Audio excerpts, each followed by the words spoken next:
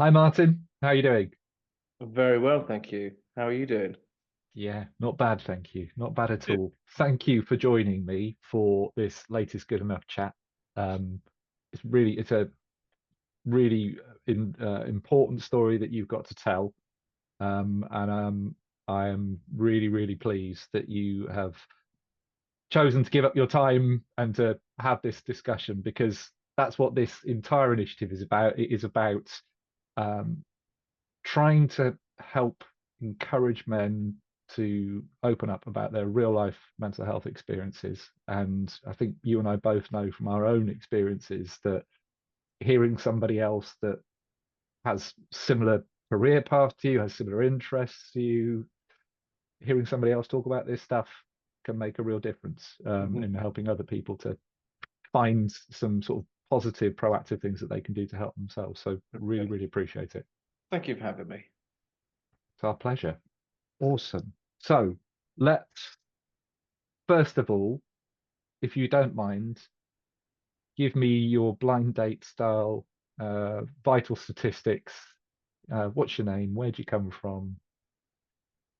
A little bit about Martin. Well, I'm Martin Wright. That's my surname, not just a weird intro into the next bit. Um, I am a born and bred Essex boy, living in Newbury now with my wife and two girls. Sarah, my wife, Molly and Sophie, my two kids. Um, I'm a West Ham fan, which is unfortunate at the moment. Because we are awful. Um, Hang on a minute. Nap. there, good point. Um, we're a bit better than that. Not loads better, but just a bit.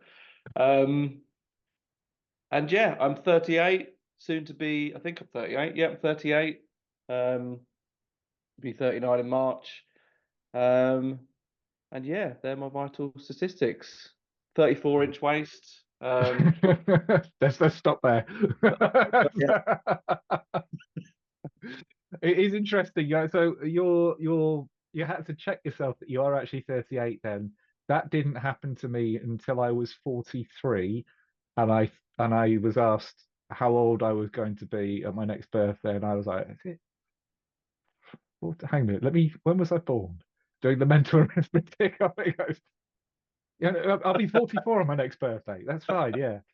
But Um, it's that weird one that I say all year, all month and a half of it, the realization that next year I'm 40, but that's not my next birthday. My next birthday I'm 39, but next yeah. year I'm 40. So at the moment I'm in that in between stage where how old are you? I have to think, well I'm 40 next year, so I must be 39. But I'm not, and I don't want to be wishing my life away because uh yeah, I don't feel 40. Well, which I'm not.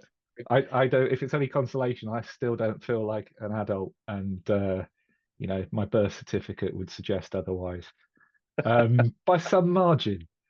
Um, I'm not responsible enough to be an adult. I don't like it. I It's agree. it's rough. I endorse this view. So, having said all of that, Let's be going. um, you know, with this is a clumsy segue. Um, tell us why are you here today talking about your lived experience of mental health. What got you to this point? So, I mean, I've suffered with uh, poor mental health all my life, really. But the majority of that, I didn't know that I'd suffered from poor mental health. Just, the feelings that I had, just did I think they were normal? Well, I don't know. I thought it was a bit weird. I sometimes the way I felt, I didn't know what was going on. So not really knowing about mental health in general, I guess, as a generation, I see the girls. growing up now, and it's very much a topic of conversation. Whereas in our generation, it wasn't. And, it feels like only in the last 10 years or so, it's been really out there. Mm. And it's getting more and more like that. So I think, I've suffered with it most of my life, um, and just didn't know about it. Um, so, I mean, the reason I'm doing this and um, want to help with what you're doing is I kind of want to highlight it because there may be people like me who are struggling, but actually don't even know they are struggling. Yeah. And it's sometimes those light bulb moments where you look back and you think, oh yeah, well that makes sense. My mental health is a bit poor. Um, but until you hear someone else talk about it or speak to a professional about it or whatever, you may not know, and you may just be going through life struggling and struggling more than you probably think you are because you don't even know it's happening. Yeah, So it's being almost, able, it's like it becomes normalized for you. yeah, That's just the way you've always felt about things, or the way that you've always reacted to things. So yeah, that's just yeah, life. yeah, 100%. And I think obviously men find it harder to talk. Um, Yeah, you know, they don't want to they want to save face and don't want to admit they're struggling a lot of the time, even to their friends. But there's a group of six blokes could all be sat in the pub having a really good time and having a laugh, and one person is looking at the other five and thinking, God, they like look at them, they're all absolutely fine. Inside, I'm struggling. But then the person next to them could be thinking exactly the same thing about the other five, and the person next to them could be thinking about yeah, exactly the same thing. There could be six blokes all struggling, not knowing that the other one's struggling. Um, and it's kind of you want this kind of thing to normalize how you're feeling, and I think that's why I want to do this, and it's why I've done other things, normalizing poor mental health and just yeah, saying it's all right to have poor mental health. Um, and again, you might not know about it, so um, you don't necessarily want to brush those feelings aside, even though that's what you've been doing for however long. Um, and I think I guess it's a bit like an addiction that I don't suffer from addiction, thankfully, so I don't know if I'm the best person to speak about it, but you hear that once someone admits they've got a problem, then it starts to get easier. yeah, And that's the first big step of um, recovering from poor mental health is to admit to yourself that something might be up here. yeah, Um, and you can start to reach out and help. yeah. So I couldn't relate more to that. Um, I think it's like the driving force behind doing this is born out of my own experience, where when I was at my lowest point, um, I made a conscious choice to start answering the question accurately. If somebody said, "How are you doing?" and they didn't have any idea what was actually going on, I made a decision to start telling them exactly mm, how I was feeling and what was going on. And it blew my mind, um, how many people said, "I've been going through something like that. My other half has been experiencing something like that." And I actually ended up feeling quite frustrated hearing mhm, that, because I thought, had I known that it wasn't isolated and it wasn't just yeah, me, had I not felt like that, I don't know that I would have got to the point that I did get to. Yeah. You know, in the long run, all turns out positive. But at the time, really, it was really hard to hear that other people Yeah. had been going through stuff and just weren't talking about it. I think there's a kind of a double-edged sword to that because it is hard hearing that other people are feeling like that and not feeling comfortable enough to talk about it. Mm, But also for me, and I feel like people that I have spoken to, there's also a sense of relief yeah, that you're not the only one. And I wouldn't say, oh, I'm happy that other people are struggling too, but you're feeling down here and you think someone else is feeling up there. and they go, Just, yeah, it just balances out and yeah, instantly, there's a little bit of weight off your shoulders of feeling like that, knowing that there is someone else going through the same thing potentially. Um, yeah, so not happy that other people are struggling, but re- um, reassured perhaps. yeah, yeah, Because definitely, it does kind of give you that sense that okay, it's not just me. I'm not on my own. This is a path that other people have trodden, which means that there is there are going to be things that could help me. yeah, That 100%. kind of sense. So let's take a step back from the kind of the long term experience. How has your last week been in terms of your mental health? It got to a point this week where I thought I was going to go fucking mental again. But only because my youngest, Sophie, who's 9, we got a message over half term to say that the school was closed for the foreseeable future. Mm, Um, and there was a leak or a leak in a roof which had got into the electrics in the school, which at first they said be fine, kids can come into school. We've got no heating, got no hot water, got no electricity, but it will be fine. Um, and as it got closer to the end of half term, so last weekend, got another email saying, yeah, so school's going to be closed on Monday because it's been deemed unsafe to be at school.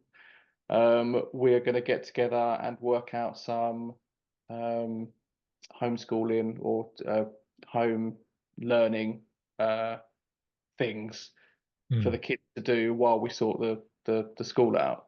Which you know, I know you've got kids and had to go through the whole homeschooling thing during COVID.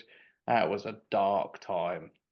So there was a sense last weekend where I think however many kids in the school, all their parents just kind of thought, oh, no, not again, mm, can't do this. Um, but it worked out kind of all right at the end. So homeschooled on Tuesday, so I worked from home on Tuesday with her, and they kind of set her some things to look at. Um, then she's been ill as well. She's got a horrible cough at the moment. So mm, we actually were told they opened the school on Wednesday, but only for years 1 to 4. Reception, year 5 and 6 have been ferried out to various schools across Newbury that had spare classrooms. But years 1 to 4 could go into school as long as they didn't go in the main building where the issue was. But there's still no electricity, still no hot water, still no catering. So it's packed lunch, non-school uniform, dress up warm. Um, she's not been in the last 2 days, but reports have been that it's like going to an igloo for lessons. So the kids have been wearing coats and stuff. So she's gone back in today, mostly because I think she wants to go to her mate's party tomorrow and thinks that if she doesn't go to school, she'll be deemed not well enough to go to the party. yeah. Um, but yeah, it's much better. So yeah, that's my week. It started off with a massive panic of um, potentially having a COVID type breakdown again, but thankfully it's been all right. that's an interesting example. So you're a mental health first aider. You find yourself in that situation where you're getting flashbacks of the COVID homeschooling experience. From a practical perspective, do you obviously the circumstances around that have changed. The things that are out of your control, right? That have led to her being off school and you're feeling like that, and then how that evolves over the next week or so whilst they get to school is that completely out of your control, right? Do you find yourself kind of consciously, practically trying to apply the principles that you've learned through your mental health experiences and as a mental health first aider, or does that kind of go out of the window? Um, yeah, it goes out the window. I'm kind of glad you said that because the same thing happens for me. And I've been thinking, when it happens, I think, hang on a minute, I've got this wrong. I've been through this. I've learned the lessons. Yeah, And you end up kind of going, I should be dealing with this better, and that becomes a problem in itself. yeah. I guess the one of my probably biggest flaws is that I often don't practice what I preach. Mm. And that goes with the mental health first aid thing as well.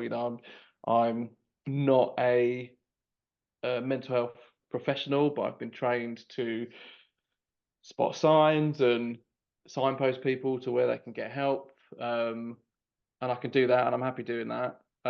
Yet when it comes to myself, it takes a bit more effort to then, right, what would I tell someone? Well, let's not downplay this. It doesn't take a bit more effort. It takes a lot more effort because Yeah, the idea that you need to step back from the kind of the emotional reaction that you're having to a situation to almost try and take a dispassionate view of, you know, practically speaking, what would I be telling somebody else to do in this yeah, situation? That's really hard. I yeah. can't do that. It's an out of body experience. Yeah, And I must say, I'm not saying that that's what I do. I mean, that's kind of what I should do. I don't yeah, really do that all the time. Sometimes I just go into flight mode yeah. and and and crumble. So yeah, and this week was I guess it is an example of not doing that, but also kind of doing that. It got to the point where we're just like, it's out of our hands. We can't do anything. We'll do what we can.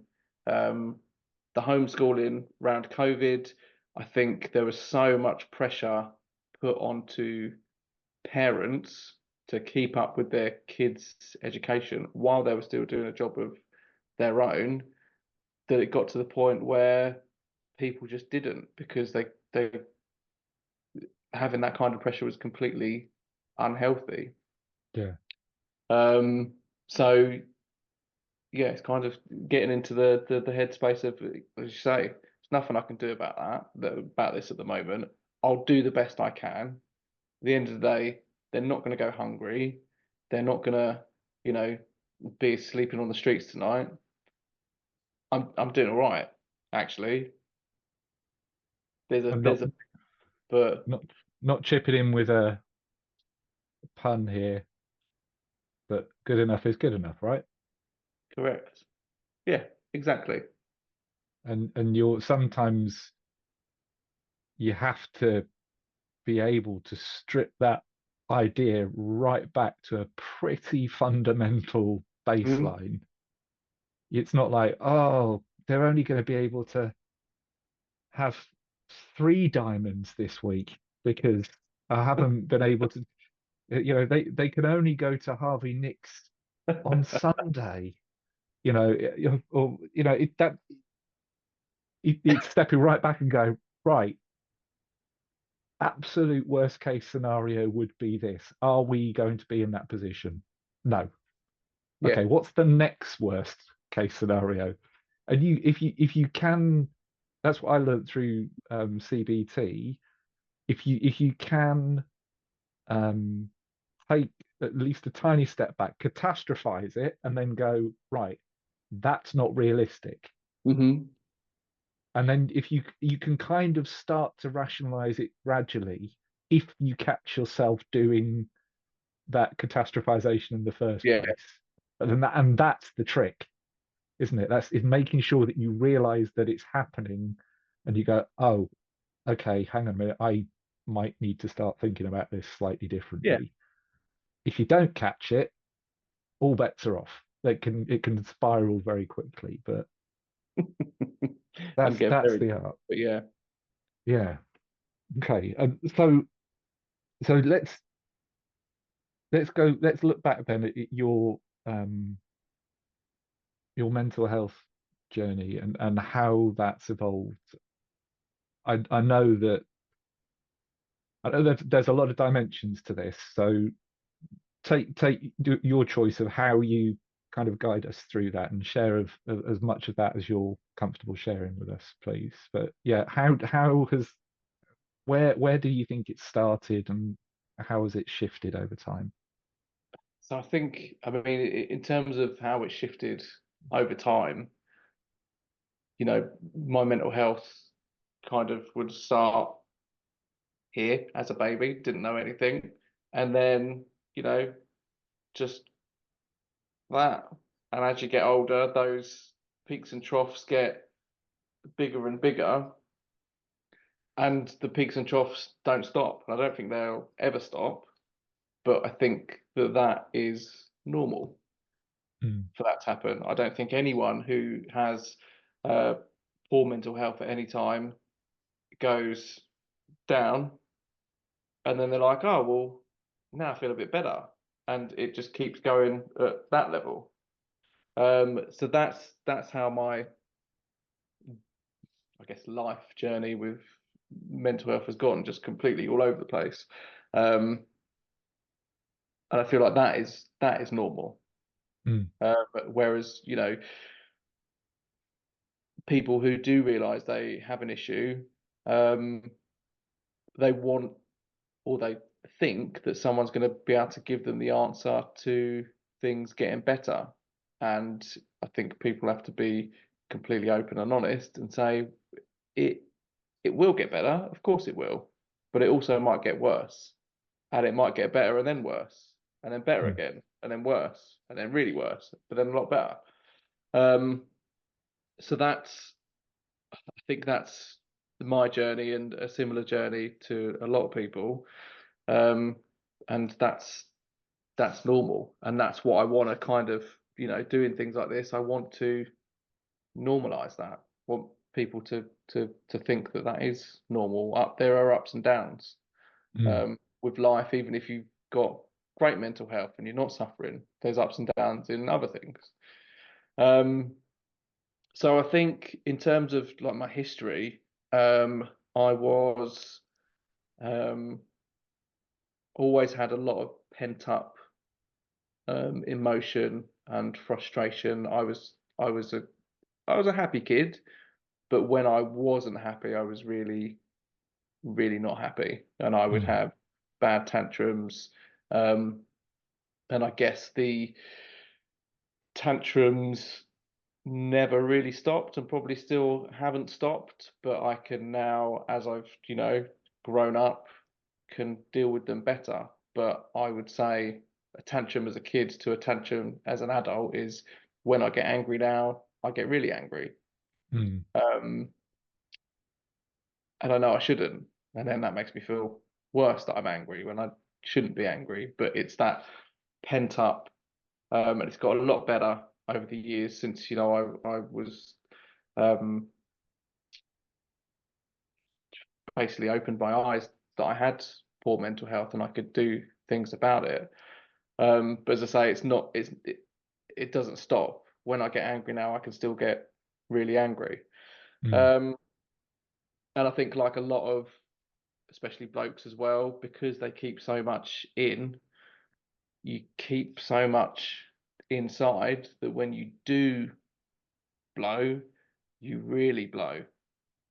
Um, and that was kind of a pattern of my life up until um, kind of late teens into my very early 20s. Um, I was at school, I was average, I wasn't good, I wasn't bad, I wasn't naughty, but there were times where um, I would get frustrated and I would have a tantrum at school. I'm talking like 14, 15, and I'd just get annoyed with something or someone and just go completely batshit crazy. Mm. Um, and it was only um, when I became older and knew about mental health that all kind of fit into place, and I just thought, oh well, that makes sense why I was like that. That makes sense why I was um, so angry as a kid. Um, my late teens, and then getting into the real world. I started work. I didn't go to uni, so I started work when I was 18. Um, Managed to get a job at Channel 5. And I've been in the broadcast ever since I was 20 now. And it was a really good time in my life. And I met Sarah at Channel 5. We had Molly, and I think everything was great until say everything was great until we had Molly. I'm not saying it was awful once we had Molly, but becoming a young father, because I was 24 when had her, um, it took its toll as well, and it not just on me, on Sarah, on everyone. It takes toll on parents. The lack of sleep, um, just everything that comes with it. We were in a one-bedroom flat in Clapham, which wasn't ideal. And 6 months later, we moved to Newbury, and I think that was probably quite a big turning point in my life and my realization of mental health. I mean, at the time, I still didn't really realize it, but I was going through the normal ups and downs you do as becoming a new parent. Um, we moved to Newbury, so I was further out, having to commute more. Molly was really little, so I was missing her in the morning and missing before she went to bed. Yeah. Um, and then my job at Channel 5 moved um, further into London, which meant the commute was longer, which meant I've seen less of Molly than I even was before, and less of Sarah as well. It kind of, you get stuck in that rut. If you go to work, you come home from work, you have dinner, you go to bed, you wake up, you go to work, and it was just I was in that um, kind of stuck in that rut. Yeah. Something that happened then. My job wasn't. It got taken over. We moved because it got taken over by another company, and it just became not a particularly great place to work. And I was having to travel a lot further, so it's taken me 2.5 hours to get there, 2.5 hours to get back. And something happened, and happened when I was traveling, so on the train to and from work, where I'd be sat on the train from Newbury into Paddington, and then obviously all the tubes I had to get across London after that. But Yeah. I'd be sat on the train and I couldn't concentrate, and I'd be sat there and it'd be -5 degrees outside and I was burning up and I couldn't sit still, and my feet inside my shoes were just going like this. Couldn't sit still. Um, and this would happen every day to and from work. And I didn't know what was going on. I didn't know what was happening. Um, I just knew something was wrong, and it exhausted me. You Mm. know, let alone having a small child, um, having to get up really early to go to work, getting back late because it was so far. Um, that it is what was happening to me on the train was exhausting me even more. Yeah. And I Sarah could see something was wrong with me, and we chatted about it, and she just said, "Look, you should probably go to the doctor and just talk about this because that's not right." Um, and How it many took. times do you think it happened? Um, I mean, out of 10 trips to and from the office in a week, 8 or 9, Wow. sometimes, sometimes every journey, and I was just enduring it, and you know, it was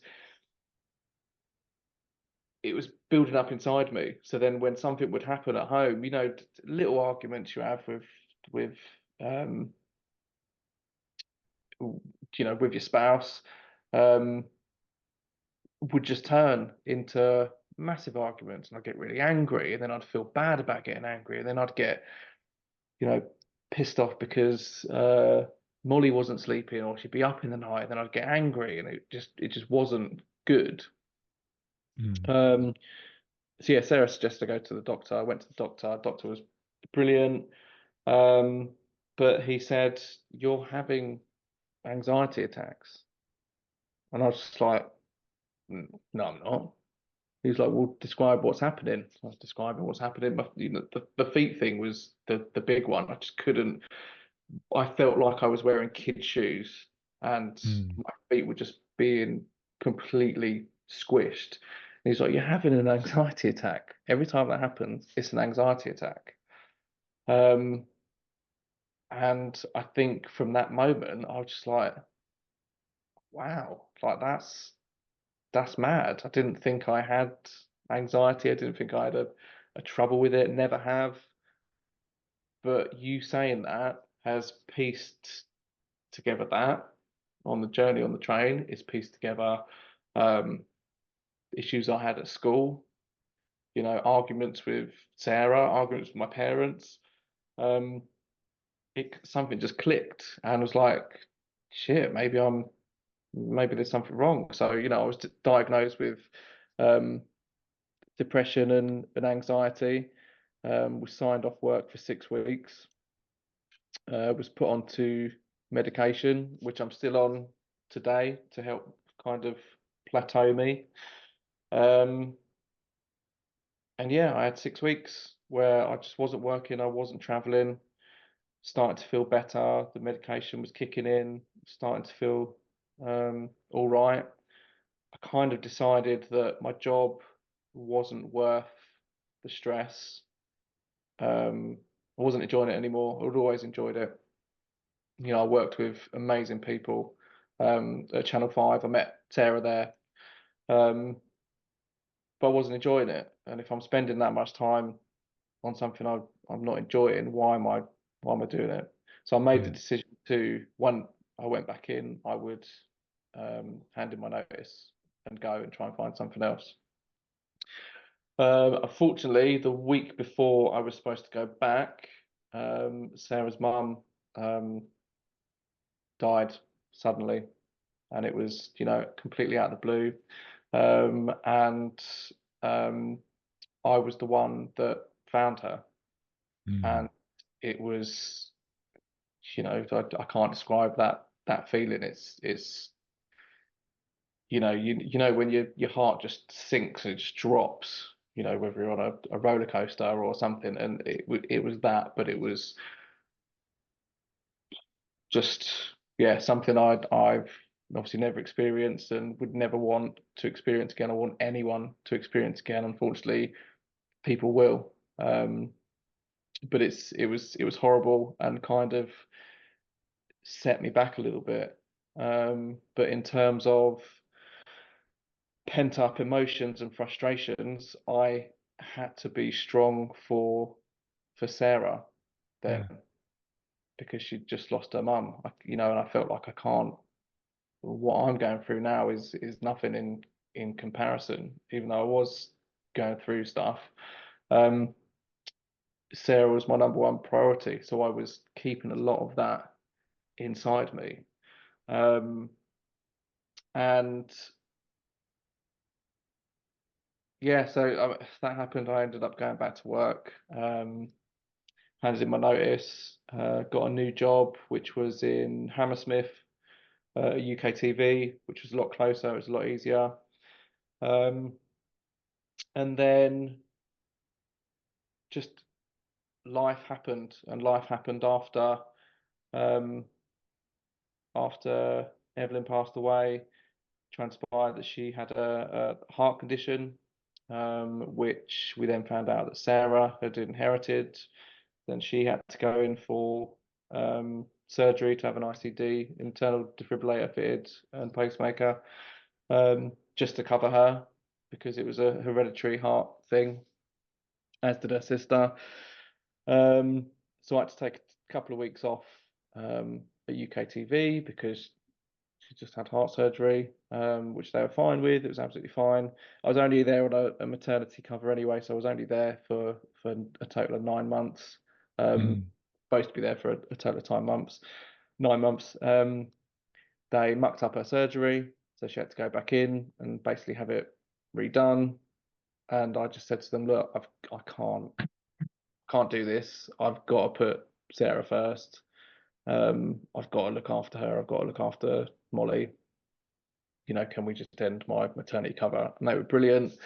Um, um, and really supportive, and that was fine. But then I just had a few months off where it just, everything that had happened, leaving Channel 5, going to UK TV, Evelyn passing away. We got married in that time as well, before Sarah's heart surgery. Um, just loads happened. Um, and it was almost everything I was feeling got put into a box and stored. Mm. Um, it got to the point where Sarah was better. She'd recovered. It was time for me to get a job. So I did. Got another job at ITV, traveling again, and I just got into the cycle again of um, having these anxiety attacks on the train, and it was affecting my work, not necessarily my work, but the relationship that I had with work. Um, It's understandable. yeah, it just became weird. I was probably at ITV for about 18 months. And after all that was happened, I just broke down again. And Sarah was like, what do you need to do? And I was like, I can't do this. I can't work where I work anymore, which is a shame because it was a great job. It was, ITV was a great company, but I just couldn't do it. And she said, do you want to quit? And I didn't want to admit that I wanted to quit. And I knew I needed to work because we needed to provide. But she just said, just do it. And I was like, well, what do you mean? She's like, just do it, just quit. If your you being all right is much more important than um, us being able to, I guess, um, work as a family unit. Um, because we can get through that. We might have to stop shopping at Sainsbury's and go to Audi or Lidl or something, but we can make those changes to make it work. And you're not going to be out of work forever. But if you need that now, just do it. Mm. Um, and that was something. Just those words, it wasn't a Nike advert, um, but they really resonated with me, and to the point where I had it tattooed on my wrist. And it doesn't look like it says just do it. If you can see that, I I'll kind take of your word for that. It was in reverse on the camera, so um yeah, and it looks like it's, I don't know, some kind of different language, but I've kind of done it so that it doesn't look like a Nike advert. But this is something for me that I can always look at and be like, well, stop procrastinating. If you want to do something, just do it. And even in work now, I need to speak to a member of my team who's been a bit of a, bit of an arse maybe, or I need to say something to them, they've done something wrong. No one wants to have those conversations, but you can't. I've got this reminder, just do it, and Yeah. I'll do it, and it's fine. Um, so I've just gone off a complete tangent on my Nike sponsorship. Um, but yeah, so I had a few months off, and it was brilliant. I spent a lot of time with Molly. I was able to spend more time with her. We cut back her nursery, and she'd only go in 1 or 2 days a week as opposed to the five that she was going in. Um, to save money, we couldn't take her out of nursery completely because we'd lost her place. Anyone that knows about nursery places know that that's an absolute nightmare. Um, and those other 2 days of the week, I was spending on myself and trying to um, get some help and doing CBT stuff. And it was a really good period, and it got to the point where, oh, also something that happened is we found out that Molly had also inherited this heart condition, which wasn't great as well. Just before I left ITV, um, and it got to the point where because of Molly had inherited this, we didn't really know how that would affect her. I needed to get back to work. I just said I need to get a more local job, so I got a local job at a plumbing um, big plumbing company, Wolseley. Completely different. Wasn't doing anything that I'd done before because my career had just been in broadcast. Um, and that was it. I was there for 3.5 years um, until I got, everything was okay again. We'd had Sophie, our second child, and I was like, I just want to get back into what I'd like doing, and that was, working in TV. So I got a job at Sky, which is where I still am now, have been for 7 years. Um, and that led me to, the a mental health program there, became a mental health first aider. I've done, I've been able to share my story among my colleagues at Sky. Um, I've been kind of part of interviews and panels about mental health, um, and have learned that talking about it does help. It doesn't just help me, but it helps people like me 10 years ago. Mm. And knowing that other people, a bit like what we said earlier, knowing that other people are also a bit mental is very refreshing in a very weird way. It's not nice to know that other people are mental, but it's nice to know that you're not by yourself. I Uh, love that turn of phrase. Sorry, you've been in you've been in the trenches. You can yeah, say it. yeah, You can exactly. say it. You That's can so own that. what. Um, but yeah, so I did a lot of work with mental health first aid team, and the reactions I had to the story that I put out, and um, the kind of talk I did, I'd just get messages, just people saying thank you for sharing your story. Never knew you were. I mean, they didn't say this because they're not allowed to.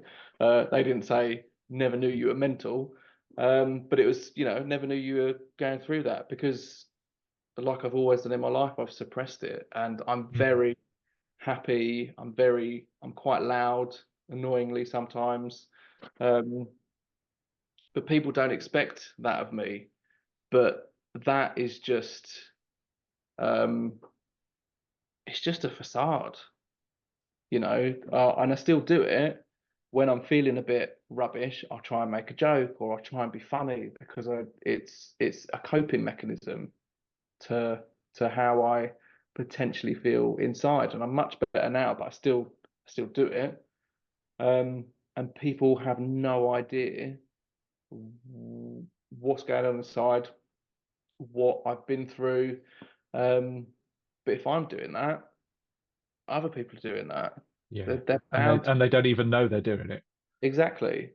Um, So if I can tell a story or have a conversation like this, and 10 people watch it and 9 people get absolutely nothing out of it, but one person, something resonates with them, um, then I've helped.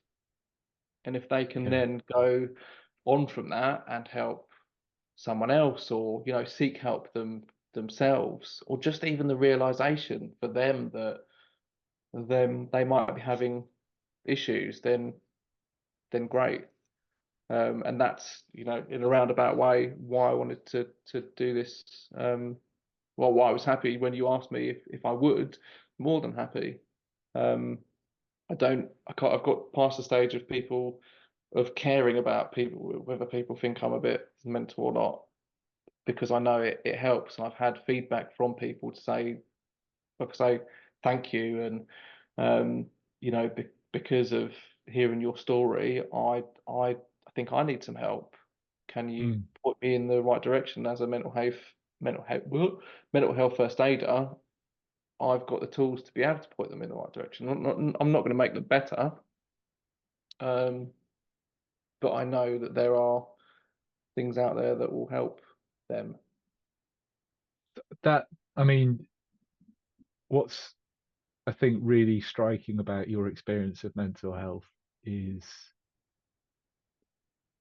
the kind of the wave after wave after wave that you kind of experience of these things happening around you that you had absolutely zero control of, but that none of that happened in isolation. There was always another thing. There was the anxiety attacks, the long commute, the exhaustion, the depression, the sudden death of your mother-in-law, they then discovering that Sarah had the same condition, and then that Molly had the same condition, and all of this on top of you returning back to work and getting caught in that cycle again of long commutes and Mhm. struggling to kind of get that balance between family time, you time, and bringing an income in. I mean, that's the thing that I've really taken from what you've described um, today. Um, this these conversations, I think, are they're never advice, right? Because you and I are not um, mental health professionals, but I still think that there's a lot of potential value in the answer to the next two questions that I'm going to ask you, which are about kind of giving people something tangible that they might be able to recognize in themselves or apply to their own situation. So the first question I have for you is, throughout all of that experience, have there been any real sort of light bulb moments that have caused you to kind of sit up and go, oh, okay, that could work, or this, I need to do something different. Um, yeah, I mean, the first time I went to the doctor, in terms of a light bulb moment and piecing a lot of things that had happened, it, you know, sometimes completely insignificant things that had happened growing up, to it being, anxiety or depression. That, for me, it was a complete light bulb moment. And Mm, before then, I didn't think I was depressed. I didn't think I had anxiety. But just for someone to suggest, and a medical professional to say that that's what it is, that was a light bulb moment for me. And from that moment, I was able to piece together so much and so many different things. And, there was just light bulbs going off all over the place. Um, and um, once that had happened, and I was able to talk to people, um, I mean, I actually had quite a bad experience with talking therapies, which wasn't great. mm, Talking therapies is an NHS service set up for um, well, for people with poor mental health, basically. I didn't have a good experience with them, but I know how much good work they do. So if you ask me about my own experience, it wasn't very good, but I know other people that have had very good experience with them, and I know they do a lot of good work. Um, and they do teach a lot of great coping, um, uh, what's the word? Coping mechanisms, Techniques. techniques, that's it, mechanisms, um,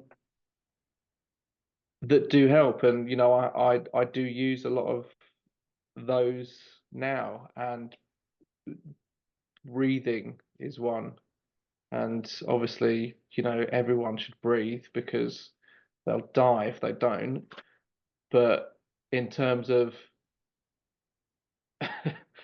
actual, You also eating and drinking. Yes, they're yes, so yeah, good. So maybe yeah. we are offering some advice after all. Please There'll be breathe, people eat, watching drink. this going, oh, um, but yeah, but different coping techniques. When I'm starting to feel a bit anxious, and just, a big deep breath in, a big deep breath out, 10 times in a row, it's surprising how much that can help. And I'd find it hard to get to sleep a lot of the time. Um, and when I'm in my trough, one of my troughs, it gets worse. Because I'm just in my own head. Um, and one technique I used to go to sleep, it was a therapist that um, kind of taught me and recorded himself do it with me, um, so I could listen back to basically him talking, and he's just looking at every little part of your body and tense up different parts of your body for 10 seconds and then release. So you start at your toes and then your feet and then your calves. I get quite bad cramp in my calves, so sometimes gave them a miss because I'd start doing that and then just be in bed in agony. But work your way up your body in, even to your tongue, pushing your tongue up to the roof of your mouth as hard as you can. Um, and then releasing, but paying attention to that release. And, when I'd start doing it, I'd get all the way up to, tensing my eyeballs and then releasing them and still not be asleep. So I'd have to start again. Um, but it got to the point where I could get to my knees and I was out. Yeah, And that's that powerful. that release, and I always picture it in my mind like I'm tensing part of my body, and when I release it, I visualize it actually leaving my body. Mm. And that may not help for anyone else, but it certainly helps me just to, yeah, visualizing it almost like I don't know, like a character from Ghostbusters leaving someone's body. Um, but I it mean, really it helps. sounds quite soporific or Mm, soporifying, if that's the right word. I'm going Just to pretend just I know hearing what you that. describe it, it's like just I'm Yeah. kind of I just as you were talking then, I tried the tongue and the roof of the mouth thing. I was like, oh, that's the one I can do most discreetly. Whilst you were talking, I was like, oh yeah, yeah, that does work. But I may have known if you'd have started doing your calves because you'd. Oh, Yes, yeah, I wouldn't. oh. I can't risk the calves for the same reason as you. Um, But yeah, things like that. It's a light bulb moment that works for me. And there's so many different techniques that will work for 1 out of 10 people. But if there's 10 techniques and there's 10 different people and one works for each one, yeah. then go with it. Well, this is the first time that I've heard that technique, and I it resonates with me. So I may be the one person that starts to apply that technique that watches this. I'm done. Job done. See you later. Job done. So this is the final question I have for you, is somebody sees this, or somebody hears you speaking as a mental health first aider at Sky, or somebody finds out about your story and they're going through something similar. I mean, not exactly the same because the circumstances are clearly unique about your experience, but somebody is going through certain aspects of what you're going through and is starting to struggle. And they recognize that they're starting to struggle. What's the most important thing that that person can do based on your experience? I would say I think a lot of the time people, and I've done this in the past, um, start to feel like there's something wrong. And what they do is compare themselves to other people. And my advice is just don't compare yourself to other people because there is always going to be someone in a worse position than you. So by almost belittling how you're feeling, because someone down the road has you know loads of shit things have happened to them, and on the face of it is worse, puts you back. It makes you think, well, God, well, they've got it worse. Like, what am I moaning about? What am I complaining about? Don't you can't compare yourself to anyone else, because all that'll do is push you back. And yeah, you might not be in a as bad position as they are, but you're in a position that you start to feel like this.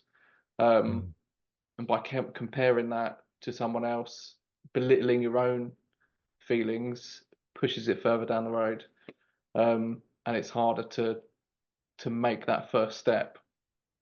Um, and I also think, you know, people, men mostly, don't like to talk, and something an analogy I always use is, always use like I'm a professional TED talker. I've said it maybe twice. Um, I don't have any experience of, Alcoholics Anonymous or anything like that. But from what I've basically picked up from TV is, um, someone who goes to an AA meeting, they encourage you to talk, but there's no pressure to talk. And there may be someone who has gone to AA meetings for 6 months and has never spoken. But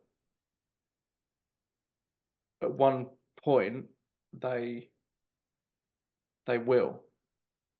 So don't, just because you're not talking, but you know something's wrong, doesn't mean you won't ever feel comfortable to speak. By hearing other people speak, is also a massive help, mm, because like this, say you get to 100 videos, 100 chats with various blokes, someone could watch all 100 of them, know something's wrong, but not feel comfortable enough to talk about it. And they could watch 99 of them, and then on the 100th one, think, right, I'm ready now to make that step. I think the more you listen to other people and listen to chats, and hopefully a lot of people will, if for every video one more person says to you, I'm ready to talk, um, then you're making a difference.